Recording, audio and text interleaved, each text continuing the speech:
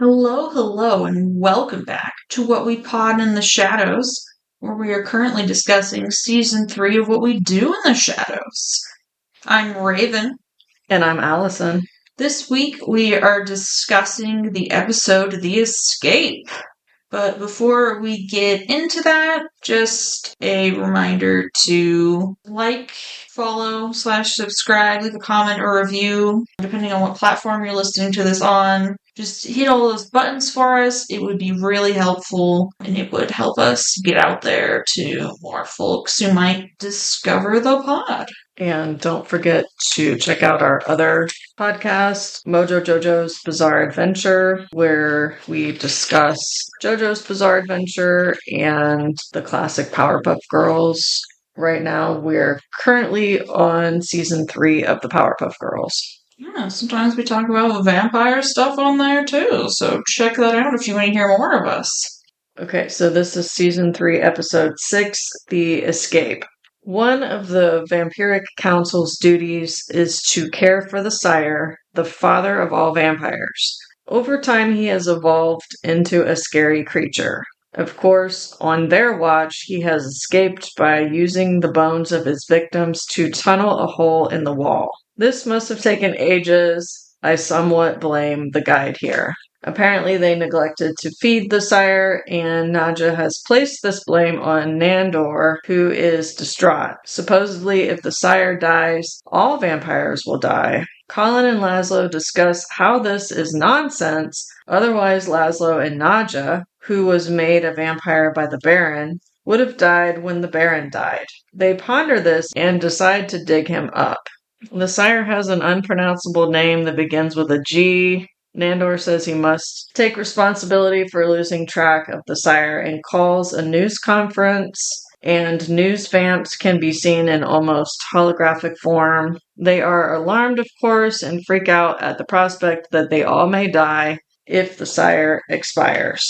Yeah, Nandor's like, but hey, if we do all die, we as vampires had a good run, right? Which does not make the vampire journalists feel any better. Nadja tells him that he just made things significantly worse.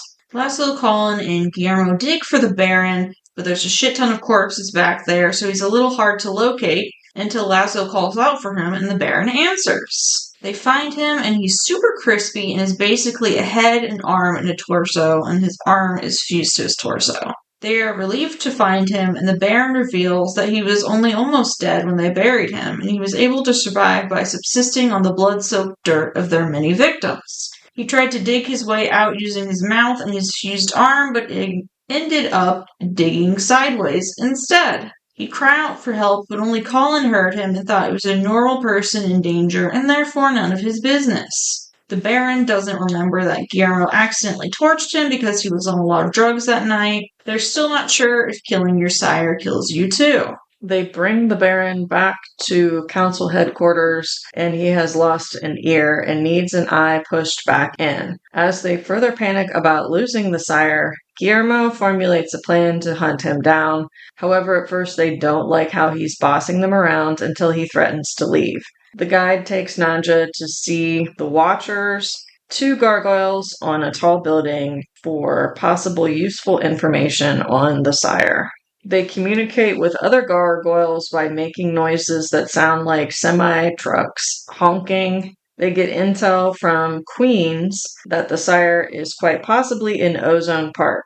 Guillermo leads the group in tracking the sire, including the Baron riding the Hellhound. Guillermo is able to identify vampire P by taste.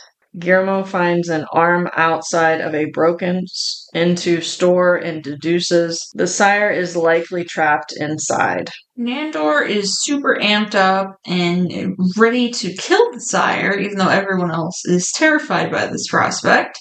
They split up to corner him, the sire that is. Nadja and Laszlo find the sire, and Laszlo wants to use a harmonica he finds in the store to lure the sire out. But the sire, who's an almost gargoyle-like vampire beast, whacks Laszlo around so hard he swallows the harmonica. Now every time he talks, you can hear the harmonica in his lungs. Guillermo, Nandor, and Colin have rigged up a trap and want to use poor Guillermo as bait. The Baron has found a little child-sized car to drive around in, which he can control with his mind. Nandor yanks Guillermo away before he can be used as bait because he blames himself for getting them in the situation and wants to face the sire himself. Nadja seems like she's going to admit to forgetting to tell him to feed the sire, but instead says he looks stupid in his helmet and that it won't protect him if the sire attacks him anyways. Nandor tries to lasso the sire as he tosses items at Nandor when the Baron reveals he knows what the sire is saying and he just wants to be free. The sire thought they wanted to kill him. He says he would kill them all if they tried to put him back in the cell.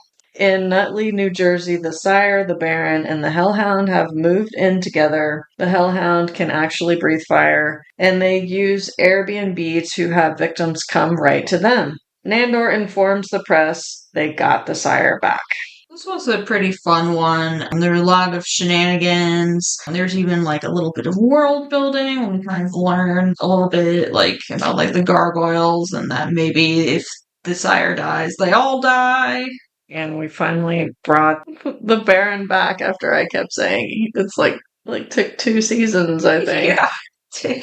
I didn't think it took that long, but I like that the Baron it was like he was pretty much in really good spirits. Yeah. He was just like excited to be rescued. He didn't seem to care that he didn't have legs. Like various people kind of carried him around. Like Guillermo did at one point. He was like, he liked being carried by a strong man or something like that. And then I think the guide had to carry him. And then it was pretty cute him riding the Hellhound, even though the Hellhound kind of ran off at one point and left him on the ground. So, I mean, I kind of take it that the Baron and the Sire are a couple, right? That's what I assumed. I'm not sure why they're in New Jersey. Yeah. And yeah, the Sire largely did not look like human. He was kind of gray, like you said, looked like a gargoyle, kind of walked on all fours. Yeah, this design was really neat.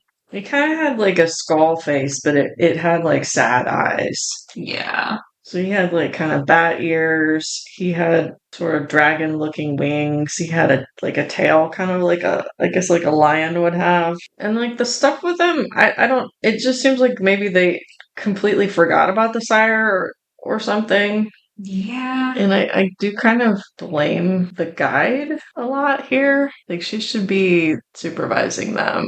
Yeah, they're so incompetent and they don't know what they're doing most of the time. I mean, she's always worried about, calling the insurance company or calling the utilities place. So I would think somewhere on her checklist would be like, feed the sire. Yes. I get he's probably super strong and like digging a hole out maybe wouldn't be super hard, but it just seems like that would maybe have taken a long time and also made noise. Yes.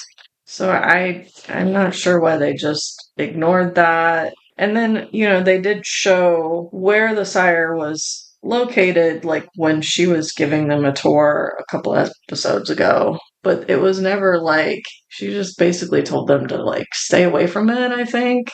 Yeah. So we weren't really there for the conversation about feeding him. So I'm not totally sure what occurred. And then Nadja remembers like she was supposed to tell Nandor to feed him. Like I don't know, like the whole reminding thing. Yeah. And then she basically gaslit him into thinking it was all his shit.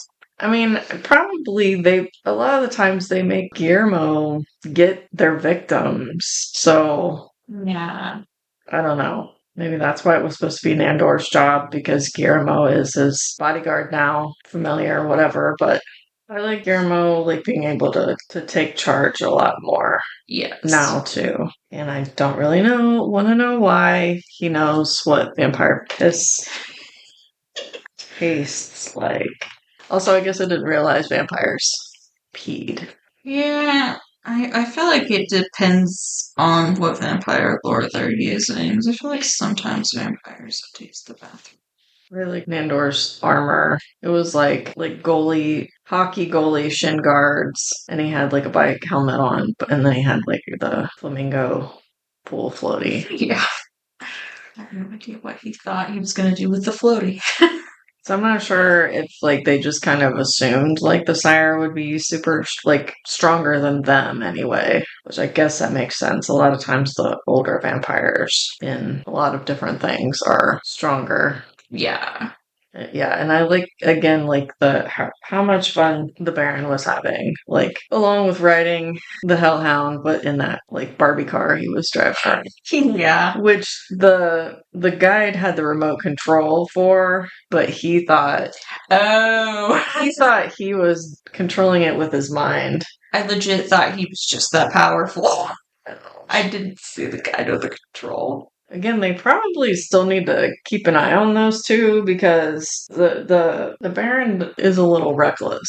Yeah. I don't know with the sire being free, like if he would behave the same way or if he just wanted to be free and not stuck locked up. Yeah.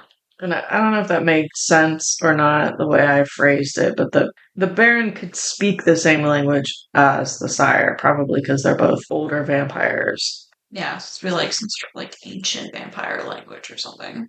And I'm not sure, like, they kind of almost were like moved into like a little cabin or something. Yeah.